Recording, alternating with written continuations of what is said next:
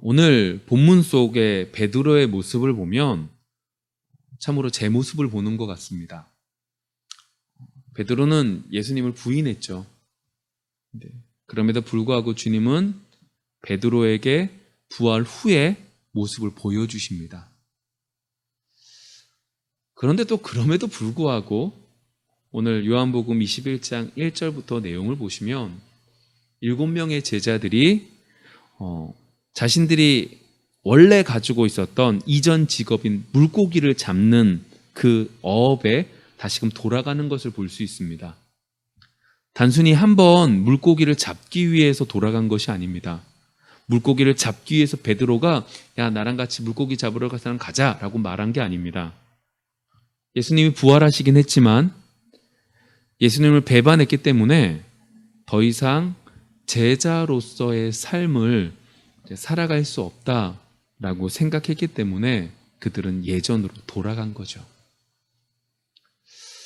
네, 그런데도 불구하고 주님께서는 21장에 보시면 그들에게 가셨고 특별히 베드로에게는 내 양을 먹여라 라고 하는 3번의 질문을 통하여 베드로를 다시금 이끌어 주시고 회복시켜 주십니다. 얼마나 감사합니까? 얼마나 감사해요 정말. 완전히 무너져 내렸어요. 신앙이라는 게 없어진 그 상황 속에 주님은 가셔서 그를 다시금 일으켜 세워주신 거죠. 정말로 안타깝게 또 이 말을 해야 됩니다. 그럼에도 불구하고 오늘 본문의 질문처럼 베드로는 주님께 질문을 합니다. 21절 이에 베드로가 그를 보고 예수께 여짜오되 주님 이 사람은 어떻게 되겠사옵나이까? 이게 무슨 말이냐면 이 베드로 이렇게 질문을 던지고 이렇게 회복시켜준 이 베드로 옆에 요한이 있었던 거예요. 그리고 이 요한을 보고 베드로는 이렇게 질문을 하는 겁니다. 이 사람은 어떻게 돼요? 여러분 어떻게 이런 질문을 하지? 라는 생각보다 어쩜 우리 모습이 이렇게 똑같지? 정말로 내 모습이랑 정말 똑같네? 라고 하는 생각이 저뿐 아니라 우리 모두에게 드는 생각일 거라고 생각을 합니다. 정말로 기도 안 차는 일인 거죠.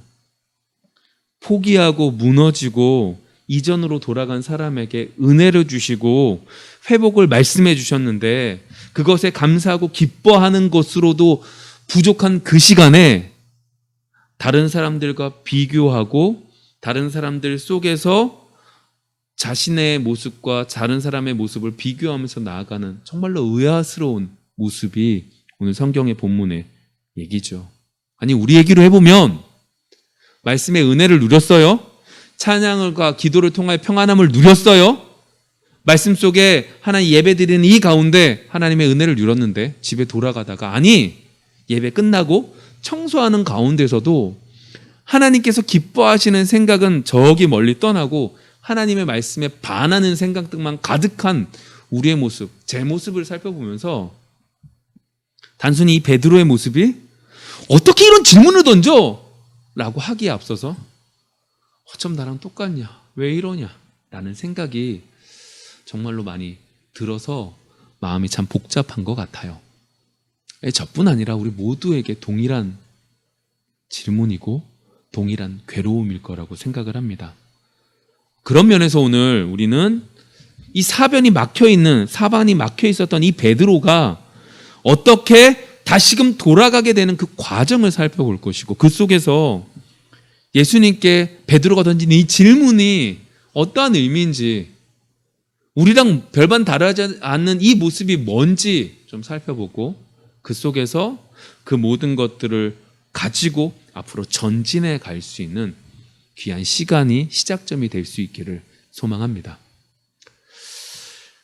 베드로가 예수님의 제자가 될 수 있었던 것은 딱 하나 때문입니다. 그가 뛰어났기 때문이 아니라 그가 잘났기 때문이 아니라 그가 무엇인가를 다 이루는 권력이 있었던 사람이 아니라 다만 예수님께서 그를 부르셨기 때문이죠.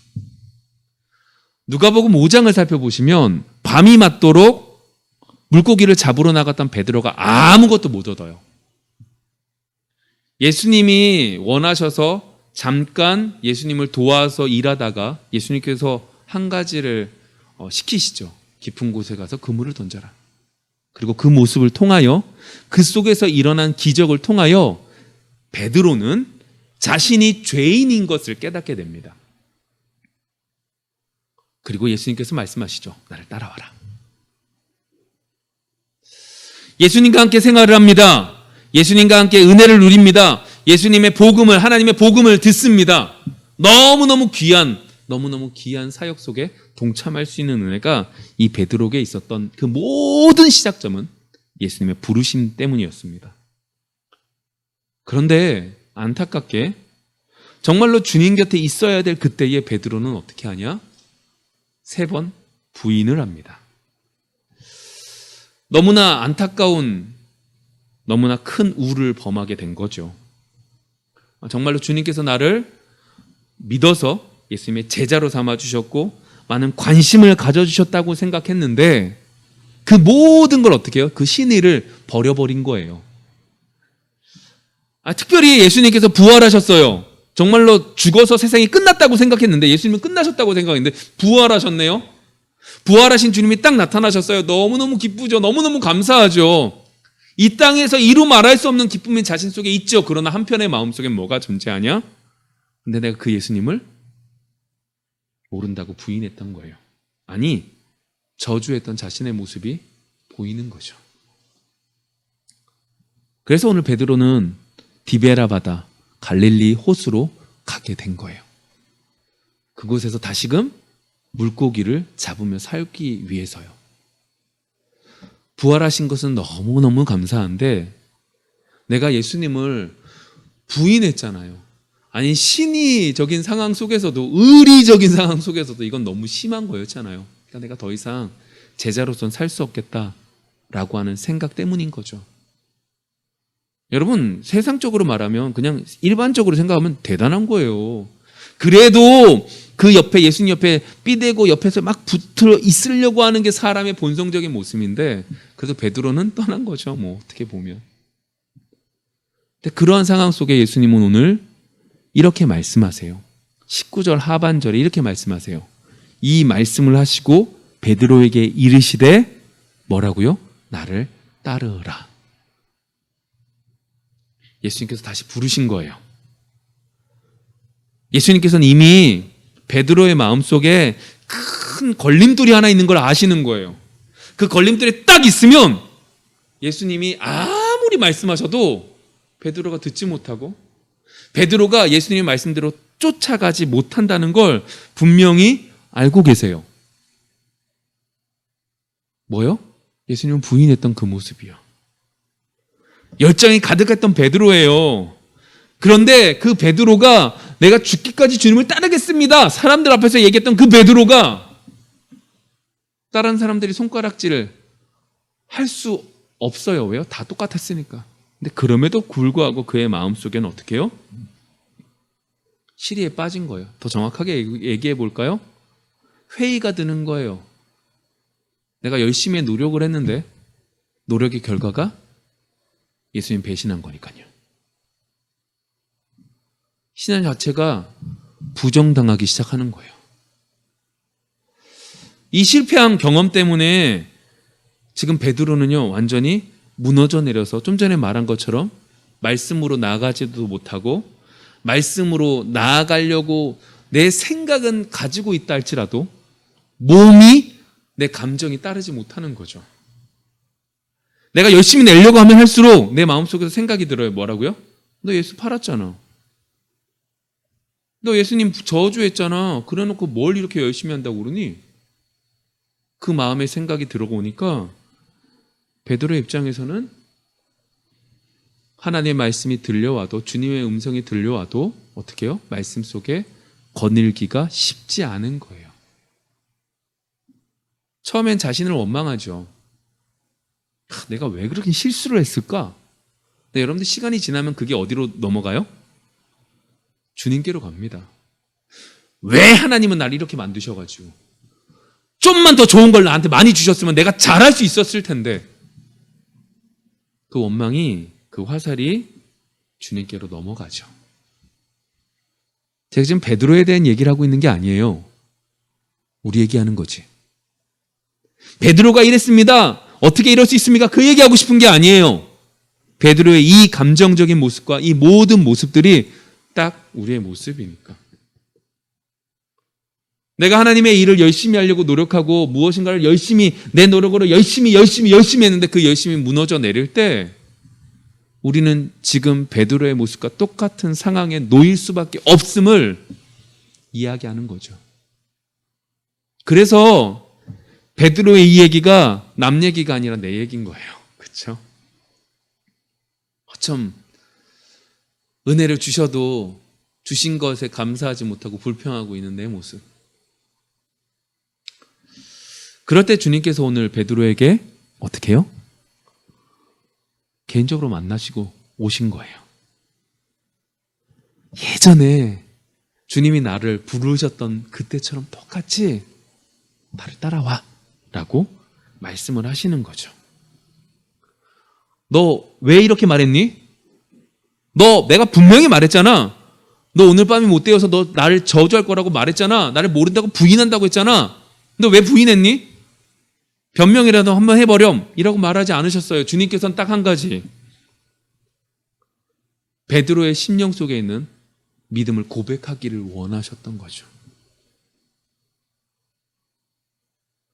이미 베드로의 마음이 어떠한지 너무나 잘 알고 계세요. 그의 마음이 얼마나 찢어질 듯이 아픈지. 여러분, 예수 믿고 성령이 우리 속에 임한 사람들은 성령이 우리 속에서 역사하시기 때문에 죄를 지면 죄인 거 알아요. 그리고 그것이 우리의 마음을 너무 불편하게 하죠. 그게 긍정적으로 가면 그것 때문에 우리의 모습을 고쳐나가지만, 부정적으로 가면 그것이 어떻게 해요? 점점점 두꺼워져서 예수님을, 우리 속에 있는 성령님을 무시함으로 세상 사람들과 똑같이 살아가게 되긴 하죠. 근데 여튼 베드로의 마음이 지금 괴로운 걸 예수님은 아시는 거예요. 그렇지 않겠어요? 믿겠다고 열심을 냈던 그 베드로가 예수님을 부인했어요. 근데 예수님이 돌아가셨으면 끝났으면 괜찮는데 어떻게 해요? 부활하셔서 자꾸 내 앞에 나타나요. 너무 감사한데 내가 너무 괴로운 거죠. 그때 예수님은 나오셔서 변명 구하지 않는다니까요. 믿음을 보이게 하시는 거죠. 그게 뭐예요? 내 양을 먹이라는 거죠. 베드로가 대답해요. 예. 주님께서 우리에게 원하시는 건 과거의 모습으로 인하여 그 모습 속에 더욱더 침체하며 무너져 내리기를 원하시는 게 아니에요. 내가 무엇이 과거의 모습 속에 문제였구나 깨닫는 것에서 멈춰지는 것이지, 그 깨달음 속에서 더 나아가서 내가 왜 그랬을까? 라고 하는 것 속에 푹푹 빠져서 침체 속에 빠지지 않기를 원하시는 거죠. 그리고 어떻게 해요? 그 속에서 믿음을 고백하기를 원해요. 작은 목소리지만, 작은 고백이지만 그래도 주님을 의지합니다 라는 고백을 원하시는 거죠. 참 우리 속에 슬픈 일이 뭐냐면, 우리 가운데, 우리 교회 가운데서도 그렇고 우리가 한 가지 오해하는 게 뭐냐면, 믿음이 좋은 사람이 뭐냐면 내가 과거의 죄에 대해서 철저하게 회개하는 모습이, 그러니까 이걸 감정적으로 드러내는 것만이 믿음이 좋다라고 오해하는데, 그것 속에서 빠져 있으면 결국 어떻게 된다는 거예요? 침체 속에 빠져서 호적거릴 수밖에 없다고요. 온전한 회개를 하지 말자는 게 아니에요. 하나님 잘못했습니다, 용서해 주세요, 끝났다, 이렇게 말하고 싶은 게 아니에요. 그게 회개라고 말하고 있는 것도 아니에요. 철저히 내 마음속에 괴로움을 다 털어넣는 그 회개가 있어야 되지만 그것 속에서 멈춰버리면 안 된다는 거죠. 예수님은 어떻게 해요? 변명할 걸 말하지 않아요. 너 왜 잘못했니? 너 왜 이거 잘못했어? 말하지 않으세요. 너 믿음의 고백을 하기를 원하셨던 거죠. 우리의 인생 속에 그러한 고백이 있기를 원합니다. 우리가 살아가면서 정말로 그래, 한 번씩은 그 마음 있잖아요. 하나님의 일을 열심히 하리라. 목회자로 살아간다는 게 아니라 하나님이 나에게 주어진 이 일을 열심히 해야지. 근데 재밌는 게 있어요. 그 일을 열심히 하려고 하면 할수록 뭐 어떻게 돼요?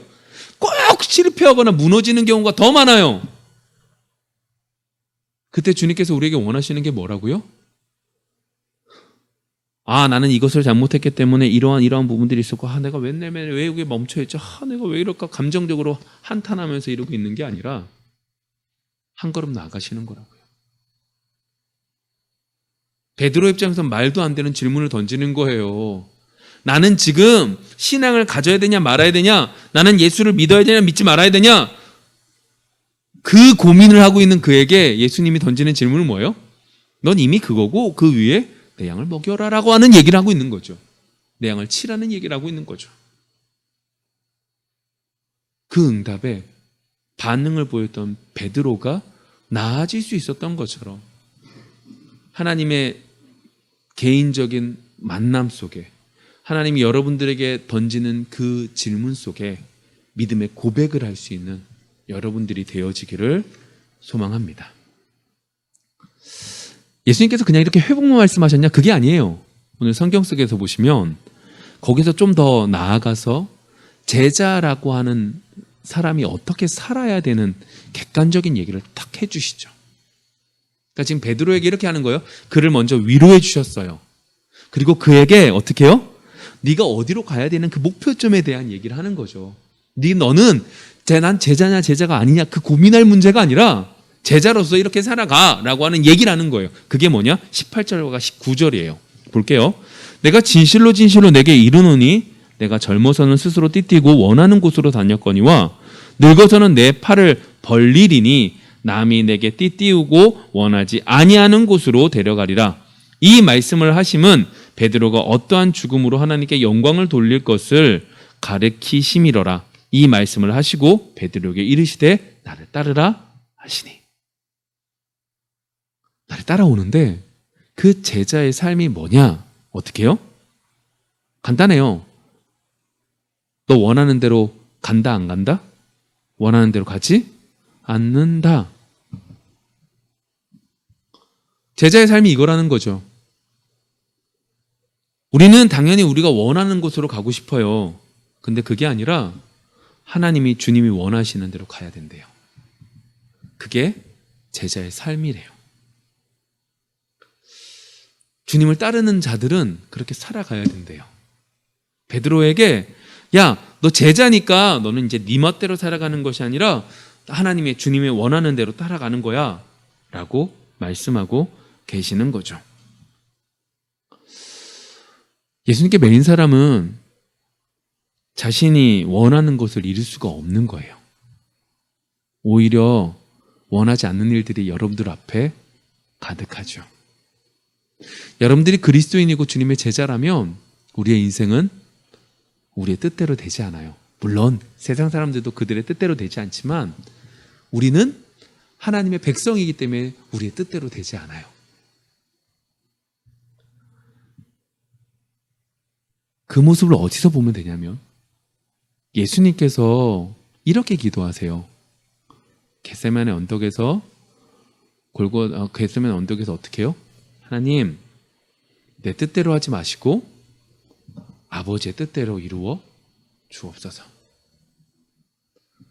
정말로 괴로운 가운데 그렇게 기도해요. 그리고 주님은 어디로 가세요? 십자가의 길을 걸어 가시죠. 이게 주님에 대한 얘기가 아니에요. 우리의 얘기지. 오늘 베드로에게요. 야, 너의 믿음을 보여봐 하고 보여주신 그 베드로에게 보인 그 베드로에게 예수님은 이렇게 말씀하시는 거예요. 야, 너 제자니까 제자는 네 멋대로 살아가는 게 아니야. 하나님의 뜻대로 하나님의 방법대로 살아가는 거야. 예수님 나도 봐.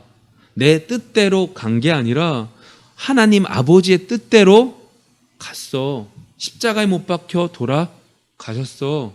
그게 네가 살아갈 길이야. 여러분, 하나님께서 우리에게 원하시는 것이 바로 이 길로 가기를 원하시는 거죠. 오늘 요한복음 21장이거든요. 대부분 마지막 장에 어떻게 보면 중심적인 핵심적인 내용들을 정리해서 넣잖아요. 굳이 베드로에 대한 이야기들을 통하여 요한이 이야기하고 싶은 게 뭐예요? 이런 인생이 이 글을 보고 있는 우리가 살아야 될 길이라고요. 그리스도인이라고 생각하는 여러분들이 나가야 할 길이 이 길이라고요. 십자가를 지고 내 뜻대로 가는 것이 아니라 하나님의 뜻대로 가는 것이고, 나를 위해서 살아가는 것이 아니라 다른 사람들을 위해서 살아갈 수 있는 은혜가 우리에게 있기를 소망합니다. 보세요. 베드로에게 회복도 시켜주셨어요. 너 이렇게 살아가야 돼 라고 하는 말씀도 해주셨어요. 정말 감사한 이때 오늘 성경 속에서 보면 베드로는 전혀 다른 반응을 보여요.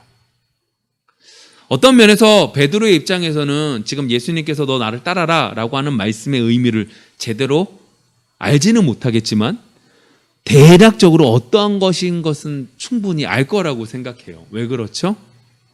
예수님이 십자가에 못 박혀 돌아가셨거든요. 근데 그 길을 나보고 뭐 하라는 거예요? 따르라고 말씀을 하시는 거죠. 아, 감사해요. 좋아요. 아, 위로해 주시기 이렇게 살아도 좋아요. 감사해요. 근데 그 길을 내가 가려니까 무서워요. 힘들어요. 나만 가기엔 조금 그래요. 그래서 옆에를 봤더니 누가 있어요? 요한이 있네요. 그래서 예수님께 묻는 거죠. 20절과 21절. 베드로가 돌이켜 예수께서 사랑하시는 그 제자가 따르는 것을 보니 그는 만찬석에서 예수의 품에 의지하여 주님을 파는 자가 누구니까 묻던 자더라.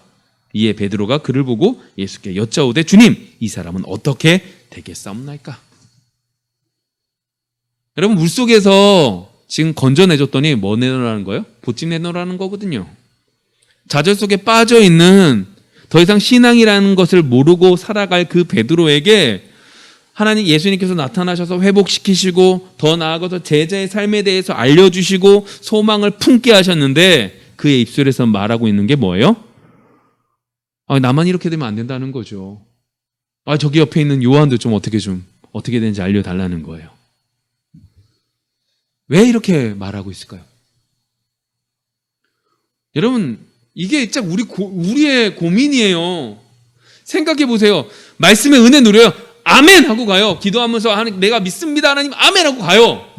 근데 가는 과정 속에 몇 분 되지 않아서 그 하나님의 믿음의 반응과 전혀 다른 반응, 세상의 반응을 보이는 게 저랑 여러분들이잖아요.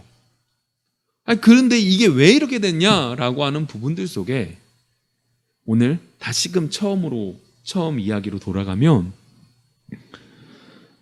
베드로에게 있어서 가장 큰 충격은 내가 그렇게 열심을 냈는데, 내가 열정적으로 예수님을 따랐는데 그 따름의 결과가 뭐로 끝났기 때문인 거죠? 실패로 끝났기 때문이에요. 내가 예수님에서 죽겠습니다 라고 말했는데 죽는 것이 아니라 어떻게 해요? 나 예수님 몰라 라고 저주하면서 떠나는 3번의 모습을 보였던 것이 그의 모습이었던 거죠. 그러다 보니까 그러한 여러 가지들이 남아있는 그에게 예수님이 그렇게 말씀하셔도 어떻게 해요? 다른 건 어떻게 하지? 책임을 회피하고 싶고 안 하고 싶은 마음들이 그의 속에 있는 거죠. 여러분 생각해 보세요. 여러분들 나름대로 최선을 다해서 하나님의 일을 했어요. 근데 그 해는 그 과정 속에서 칭찬도 못 듣고 욕은 욕대로 먹고 아무것도 못했다고 해보세요. 그럼 다음번에 또 주의 일을 하라고 하면 여러분 하시겠어요? 똑같은 거죠. 베드로의 입장에서는 딱 그거예요. 아니 내가 지금까지 열심을 다해서 열정적으로 살았는데 그 열정적인 그 모든 것들의 결과가 안 돼! 라는 것으로 끝났는데 다시금 또 주님께서 와서 그 안 되는 것처럼 보여지는 것 또다시 지키거든요. 내 뜻대로 산다고 너 그렇게 죽을 거라고 그런 얘기를 하는 거 너무너무 싫거든요. 그러니까 이 반응을 보이는 거예요. 왜요? 예전에 있었던 내가 실패했던 그것이 그의 마음속에 생각이 나기 때문이죠. 어떻게 하시겠습니까? 제가 지금 드리는 이 질문들은 여러분들이 그냥 있는 게 아니라 여러분들이 신앙생활 속에 많이 겪는 과정이에요. 제가 여러분들에게 드릴 수 있는 건 세상에서 어떻게 돈을 많이 버느냐를 가르쳐 줄 수 없어요. 목회자는 그걸 말해주는 게 아니에요. 목회자는 여러분들이 신앙생활 속에 겪었던 이야기들을 정리해주고 제시해주는 거죠. 그럼 분명히 여러분들도 이러한 과정을 분명히 겪어요. 왜요? 이게 과정이기 때문에 그렇죠. 여러분 이걸 알기 위해선 18절 말씀을 다시 한번 좀 볼게요. 제가 18절의 말씀 속에 아까 전에 의도적으로 좀 뺀 이야기가 있어요. 18절 말씀 속에 이렇게 되어 있어요. 내가 진실로 진실로 내게 이르노니 내가 젊어서는 스스로 띠띠고 원하는 곳으로 다녔거니와 늙어서는 내 팔을 벌리리니 남이 내게 띠띠우고 원하지 아니하는 곳으로 데려가리라. 이제 여기서 젊어서라고 하는 것과 늙어서라고 하는 이 두 부분을 이제 어떻게 해석하느냐에 따라서 이제 이 부분이 좀 달라지는데 몇 가지 많은 해석들이 있겠지만 첫 번째 해석은 이러한 해석이 있대요. 베드로가 아직 활동할 수 있는 힘이 있을 때 많은 곳을 다니면서 이제 복음을 전하는 거예요. 근데 나이가 들어서 이제 나이가 들었을 때 누군가가 와서 베드로를 결박하고 그가 원하지 않는 곳으로 끌고 가서 죽인다라고 하는 해석도 가능하고, 그게 아니면 베드로가 지금까지 살아오면서 주님을 따른다고 했지만 지금까지 내가 내 안에 있는 혈기와 여러 가지들이 툭툭툭 튀어나와서 내 멋대로 내 혈기대로 살았지만 앞으로는 어떻게 살아갈 거다?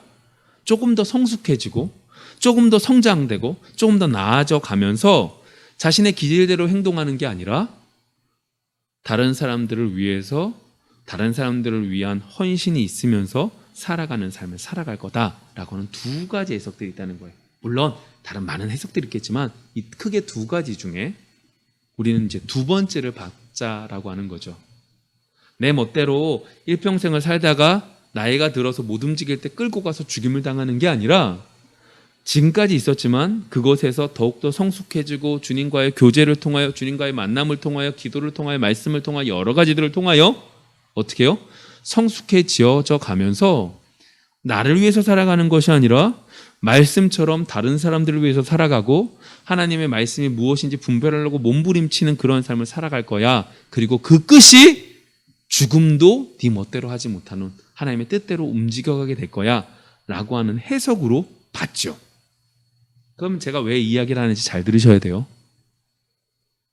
우리는요, 우리의 열심으로 우리의 노력으로 무엇인가를 하려고 하다 보니까 그 속에서 일어나는 그 실패 속에서 그 실패의 상처를 가지고 살아가요. 하나님의 은혜가 주어졌다 할지라도 그 은혜가 이 상처를 온전하게 다 해석하지 못하는 경우들이 많이 있다는 거예요. 하나님의 능력이 없어서가 아니에요. 우리가 그 말씀을 온전히 받지 못하기 때문이죠. 믿지 못하기 때문에 그렇게 되는 거예요. 그럼 그걸 가지고 어떻게 하라는 거예요? 그걸 가지고 우리가 힘들어하는데 오늘 제가 말한 젊어서와 늙어서의 말씀을 드리는 이유는 점점 성숙해지고 점점 성장되어지고 점점 주님을 알아가면 알아갈수록 중요한 한 가지를 알게 된다는 거죠. 그게 뭘까요? 다른 사람들 곁눈질하면 된다 안 된다? 안 되는구나 라는 걸 알게 되는 거죠. 왜 베드로가 요한에 대한 얘기를 했을까요? 오늘 성경 속에 그러잖아요. 주님이 사랑했던 제자. 예수님한테 예수님 누가 예수님 팔 거예요? 라고 물을 수 있을 정도의 제자. 모르는 사이에 내 마음속에 서로 경쟁을 하고 있었던 거예요. 그리고 그 속에서 어떻게 해요? 예수님께 하나님의 은혜가 주어진 그때에 저 사람이 보이게 되는 거죠. 그런데 오늘 제가 이 말씀을 드리는 이유는 성숙되면 성숙되어질수록 뭐 한다는 거예요? 곁눈질하지 않게 되는 것이 배워간다고요. 왜요? 말씀 볼게요. 22절과 23절 이렇게 말해요. 예수께서 이르시되 내가 올 때까지 그를 머물게 하고자 할지라도 내게 무슨 상관이냐? 너는 나를 따르라 하시더라. 이 말씀이 형제들에게 나가서 그 제자는 죽지 아니하겠다 하였으나 예수의 말씀은 그가 죽지 않겠다 하신 것이 아니라 내가 올 때까지 그를 머물게 하고자 할지라도 내게 무슨 상관이냐 하신 것이로라. 오늘 말씀 속에서 뭐라고 말하는 거예요? 지금 잘 따라오셔야 돼요. 18절의 말씀을 통하여 성숙되어지면 성숙되어질수록 뭘 느끼는 거예요? 곁눈질하지 않게 되는 거예요. 곁눈질하지 않는 이유가 뭐 때문이냐? 22절과 23절에 뭐라고 말하냐면 이렇게 말하는 거죠. 야, 요한이 영원히 살든 죽든 무슨 상관이야. 요한은 요한, 너는 너. 중요한 가르침이에요. 요한은 요한, 너는 너. 이걸 알아가는 게 정말로 긴 시간을 통해서 알아가는 거예요. 성숙되어져 가면 갈수록 되어져 가는 그 과정 속에서 알아가는 것이다라고 말하고 있는 거죠. 여러분, 우리의 신앙은 우리가 책임지는 거예요. 남편이 아내의 신앙을 책임지지 못해요. 아내가 남편의 신앙을, 자녀가 부모의 신앙을, 부모가 자녀의 신앙을 책임지지 못해요. 여러분들에 맞춰서 여러분들의 신앙에 대해서는 여러분들이 책임지는 거죠. 다만 여러분들을 옆에 있는 사람들을 도와주는 거죠. 근데 그 도와주면서도 느끼는 게 있어요. 여러분 뜻대로 돼요? 여러분 자녀를 여러분들의 마음대로 키우실 수 있어요? 저희 집 애들이 어릴 때도 일정 시간이 지나니까 옷을 지 마음대로 입어요. 자기가 입고 싶은 걸 입지 우리가 입으라는 걸 입지 않아요. 분명히 오늘은 비가 와서 이 옷을 입는 게 아이한테 좋은데도 아이는 그것이 아니라 내가 원하는 옷을 입으려고 하죠. 하물며 옷 정도에 대한 문제도 그런데 신앙적인 거나 영적인 거나 여러 가지들을 알려준다고 해서 도와준다고 해서 내 노력이 있다고 해서 되지 않아요. 근데 중요한 한 가지가 있죠. 그것에 대한 책임은 누가 지는 거예요? 자기가 지는 거예요. 오늘 말씀 속에 그 말이에요. 요한은 요한이고 베드로 너는 너야. 이걸 요한과 협력하지 못한다 그 의미가 아니에요. 그 사람과 비교하지 말라는 거죠. 그 사람은 그 사람대로 너는 너대로. 그러면서 이제 오늘 말씀 속에서 좀 전에 봤던 23절의 얘기, 그러니까 재미있는 얘기죠. 그게 오해돼가지고 잘못 전해졌고 그 요한이 이 글을 쓰고 있는 요한이 그건 그 의미가 아니야. 상관없다라고 하는 거야. 개인이 개인으로 끝난다라고 하는 이야기야. 하나님과 나와의 관계는 상대적으로 다른 사람들보다 나아져야지 하나님께서 더 사랑하는 게 아니라 나와 하나님과 1대1의 관계 속에 그 관계 속에 이루어지는 거야 라고 하는 이야기로 오늘 제 이야기가 말씀이 되어져 있는 거죠. 한번 정리를 한번 해볼게요. 오늘 자신의 노력에서 실패한 베드로가 나왔어요. 결국 신앙 자체가 흔들렸죠. 베드로가요, 예수님을 정말로 사랑한다고 말했다니까요. 그게 여러분들 이거 가식적이 아니에요. 그는 진심을 다해서 했던 거예요. 근데 그것이 한순간에 다 부정당한 거예요. 근데 그런 그에게 예수님은 찾아가셨어요. 그리고 뒤돌아보게 하신 게 아니라 자신의 믿음을 고백하게 하셨죠. 그것이 큰 거 아니었어요. 작은 거였어요. 그러나 거기서부터 하나님의 주님은 베드로를 고쳐주셨어요. 거기서 끝나지 않아요. 제자의 삶이 뭔지, 내가 제자냐 제자가 아니냐, 난 제자로 못 살아가 말하고 생각하고 있는 그에게 넌 제자인데 제자는 이렇게 살아가야 되는 거야 라고 하는 귀한 축복을 내려주셨어요. 근데 오늘 말씀 속에서 중요한 핵심은 이거였어요. 그렇게 은혜를 누리고 있는 그때에 베드로는 어떻게 했다는 거예요? 다른 사람을 비교하며 다른 사람과 시기하며 다른 사람과 경쟁하고 있었던 게 툭 튀어나오는 거죠. 왜요? 그의 마음속에 내 노력으로 실패했던 것이 자리 잡아 내 노력과 저 사람의 노력을 비교하면서 살아가고 있었던 거예요. 이건 단시간에 해결되지 않아요. 여러분들은 앞으로 계속해서 신앙생활을 해 나가실 터인데 그 가운데 어떻게 해요? 계속해서 이러한 고민은 있다고요. 저 사람은 어떻게 저렇게 하지? 내가 저 사람보다 못했는데 어떻게 살아가지? 내가 옛날에는 저렇게 열심히 했는데 지금 내가 왜 이렇게 살지? 여러분 이 고민 속에 빠져 있지 말자고요. 그 빠져 있을 시간에 어떻게 해요? 조그마한 신앙의 고백이라고 한번 하라고요. 기도를 한마디 하는 거고 하나님을 찾는 거고 하나님 말씀을 보는 거예요. 내가 예전에 이렇게 많이 봤는데 상관없어요. 지금 안 보니까 지금 한 발자국 나가는 거죠. 그럼 그 가운데 주님께서는 우리를 단번에 고쳐주시는 것이 아니라 길게 성장되고 성숙되어져 가고 주님과 교제하는 것 가운데 여러분들 속에 뭘 가르쳐 주신다고요?